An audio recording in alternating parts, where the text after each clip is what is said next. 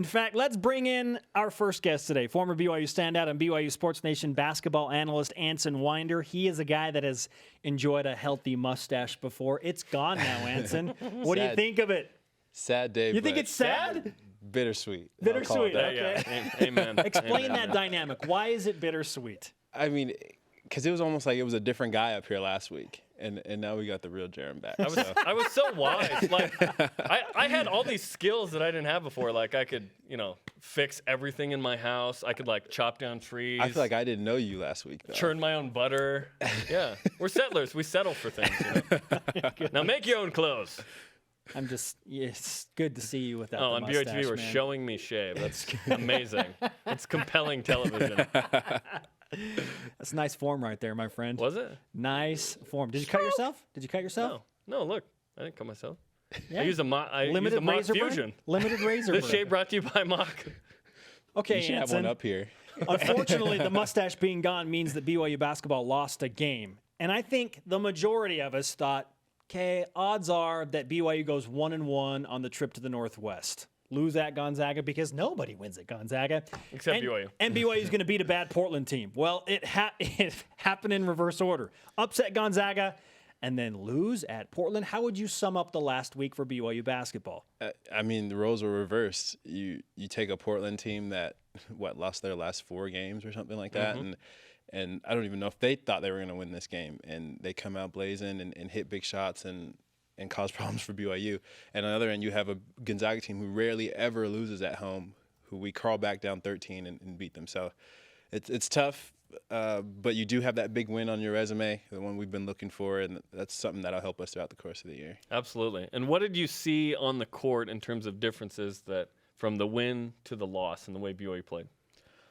The fight was there against Gonzaga. You see a team that was down, and they come back and battle through to get a W. And it just didn't seem like that same spark was there against Portland.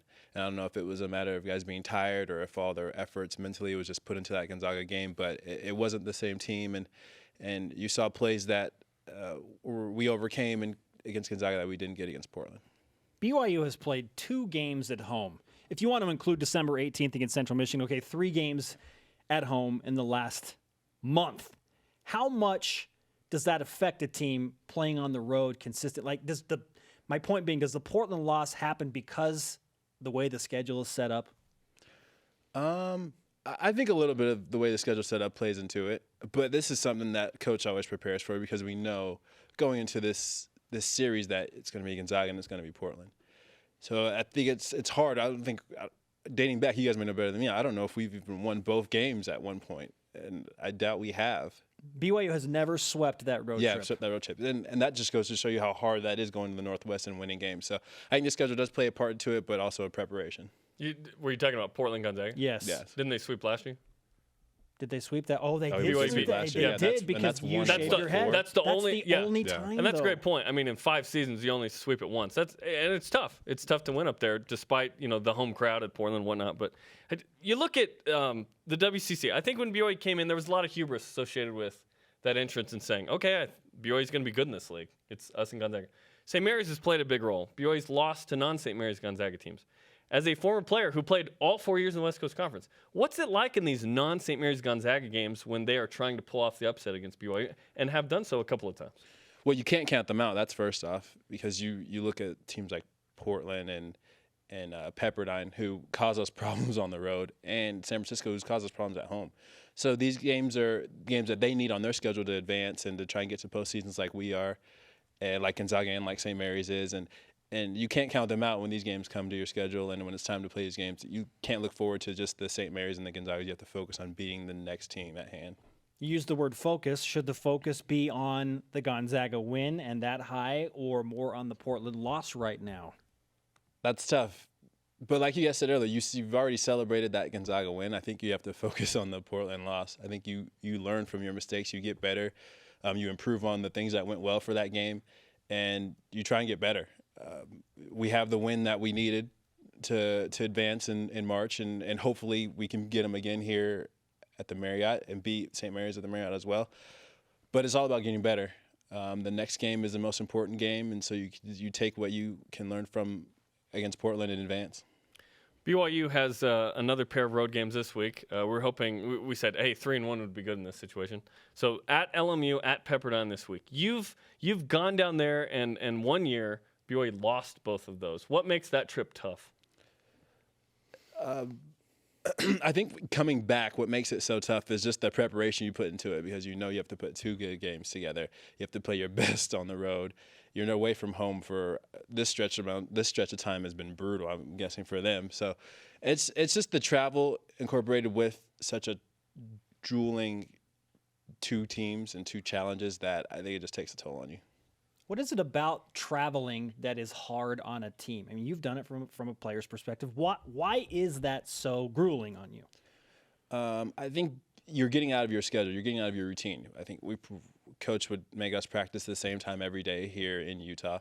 Once you're on the road, that changes a little bit. You're not practicing at the same time. Your schedule is different. You're eating at different times. All this stuff kind of plays a factor, I think, because you get into such a comfortable routine that you go on the road. And let's say the time is different. I think when we're here at the Marriott, we're playing usually at 7 o'clock, whereas you go to Gonzaga, and these are all the excuses to say, hey, this is why you lose a game, but it all plays a factor because you're out of your routine. Mm-hmm. And if a game is at earlier than usual or later than usual, that plays a part in it as well.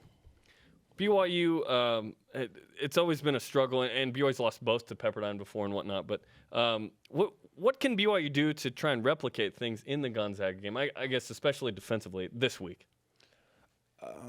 I think they have to have the same mentality that they had going into the Gonzaga game, whereas you have to win. And I think we talked about this last week. Is this a must-win? And it was, and we did get the game. But it's just a matter of focusing in on that and having that same mentality going against Pepperdine and Loyola this week, because they're 2 teams who, like we said, need these games to win as well. And they check and circle BYU on their calendar just like we circle St. Mary's and Gonzaga. So they're going to be out and trying to scratch and fight to get a win, and that's something they're going to have to focus in on. What is the team room like coming off of a loss like at Portland? I mean, you lost a game at Pacific a couple of years ago, or coming off the Pepperdine LMU loss. Was the Pepperdine home loss last year? What is the team room like after a loss like that at a couple of days after that loss? Well, it's funny because you look at this on your schedule, and sometimes just being a basketball player and looking at your schedule ahead of time, you say, okay, well, we'll get this Pacific game. We'll get this Portland game, and we'll just have to focus on Pepperdine or Loyola next week. And you sometimes overestimate, and you look past these teams who can beat you. And we've seen that happen with Pacific, where we're looking on to the next game. We're looking on to St. Mary's, and we lose a Pacific. And I think after that, you say, oh, man, we shouldn't have underestimated this team. And, of course, we need to do a better job of focusing on them next time so that we can win both games instead of going 1-1. The last 2 years, there have been multiple instances after such losses where a lot of people said, okay, NIT, it's over. BYU's not going to get to tournament. Yet there have been these late season runs, okay? What was that like as a member of those teams to go on those runs? What did you do to be able to change things and start winning and then get into the NCAA tournament? Well, yeah. Well, as we know, basketball is a game of runs, and that's through the course of a game and through the course of a season. You get hot towards the end of the year, you win 5 or 6 straight, and your season changes. You see how that could very well be the case now that we've beat Gonzaga. I know we lost to Portland, but you put 3 or 4 more wins together, and that changes everything. It goes from, oh, no, they're not going to make the tournament, to, oh, that's a possibility that they'll make the tournament, to, yes, they will make the tournament. And I think it's just mentality. Like you said, do you have these games on your schedule? Every game is important. Coach always said, hey, focus on the next game at hand. This is the biggest game of the year. So Thursday will be the biggest game of the year. It's not Gonzaga anymore. It's about winning the very next game. Here's a question that I've had asked me a few times. Why is it the BYU has had a hard time winning in the smaller gyms in the West Coast Conference on the road compared to playing in like the Pitt and the Huntsman Center and the Thomas and Mack Center? What is it about the small gym feel that is tougher than, and it's kind of a head scratcher, than playing in front of 19,000 in Vegas? I don't know if it's just the overall toughness or the venue, or it's just the vibe that the team may get on the road. I know I had it myself where I would go to an away gym and say, man, this place is tiny. Like LMU, this place is tiny. And then you go there and you get routed by Pepperdine and Loyola in the same week. So it's tough to say that it's just the venue, but just being away from home and having a team that wants it more than you do, that'll come back to bite you. When you look at what BYU has in front of it, and BYU's going to come home for 7 of 10 after this week, What is it that the Cougars maybe need to adjust at this point of the season, which we're 1/3 of the way through conference play, to make sure that they finish in probably the top 2 in the West Coast Conference? It's just whatever it takes to win. Whatever you need to do to get a W at this point is what BYU needs to do. What do you think that is? I think it's going to be defense for one. It's going to be rebounding. And, of course, the kind of area that's been great for us is outside shooting. We don't know how well we're going to shoot from the field. So if you can put those 3 things together, we'll see a lot of success, but defense will play a huge part. Some coaches don't care necessarily as much about if guys miss shots because you're gonna try and make that shot and you miss it. What does Dave Rose care about the most, and what drives him crazy? I think Coach cares the most about getting our shot through the course of a game. And our shots means wide open threes if we can find them, and layups and post moves if we can get them in the post. He doesn't want to shoot contested 2s. He doesn't want to shoot contested 3s. He wants us to shoot our shots in transition, which are open 3s if we can find them. The Gonzaga game was rare because we make 3 threes throughout the course of a game, and 3 we for still 17 win. or something 3 for like that? 17, and you win the game. That's rare. We haven't done that this year. Yeah. So it pays dividends to show that we can win games without making a ton of threes, but I don't see it happening a ton with this team. What drives Coach Rose crazy? He's such a defensive-minded coach. I think That's interesting that you say that. it is weird because I admit there's been BYU teams that have struggled on defense in the last couple of years, but he's such a defensive-minded coach. You see him get so irked throughout courses of games and courses of seasons when we have these defensive lapses that could potentially cost you possessions and in the end cost you games. And then he throws his jacket in Vegas. You know, it happens. Anson, let's end with this.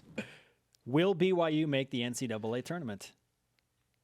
Yes. Okay. I'm very optimistic that they will make the tournament. BYU has a schedule that lines up for them to impress the committee at home with games against the Gales and the Bulldogs. A couple of top 50 RPI wins potentially in the Marriott Center if they can hold home court. Anson, always great to talk to you, man.